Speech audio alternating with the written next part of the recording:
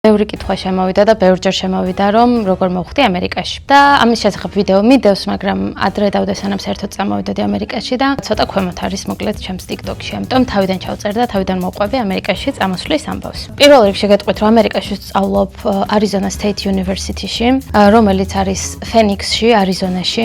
Phoenix არის ერთ-ერთი ყველაზე ცხელი ქალაქი მე მგონი ამერიკაში. მე წამოვედი ამერიკაში დაახლოებით 4 თვეა და წამოვედი Humphrey Fellowship პროგრამით. Fulbright-ი ალბათ ყველას გაგიგიათ. Fulbright-ის ქვეშ არის Humphrey Fellowship-ი.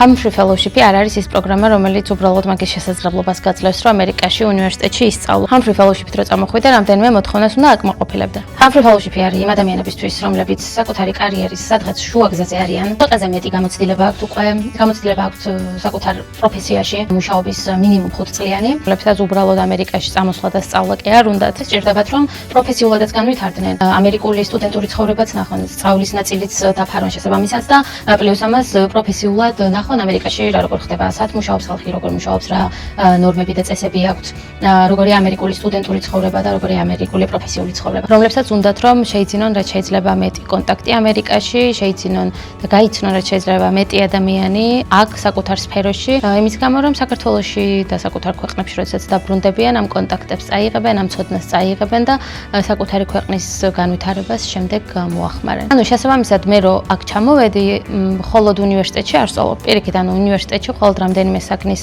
არჩევის უფლება გვაქვს და არ გვაქვს უფლება რომ სრულიად სულ უნივერსიტეტის საგნებით იყოს ჩვენი დღე მოცული. პირიქით, ანუ გვაქვს პროფესიული შეხვედრები, ვორქშოპები, ტრეინინგები, სესიები, რომლებსაც ვესწრებით, გვაქვს გასვლითი შეხვედრები, კულტურული ღონისძიებები და კულტურული შეხვედრები. მოკლედ ეს პროგრამა მოიცავს ყველაფერს, გაგრძნობინებს და განახებს როგორია ამერიკაში ცხოვრება და ას ნიშნავს იყო პროფესიონალი ამერიკაში.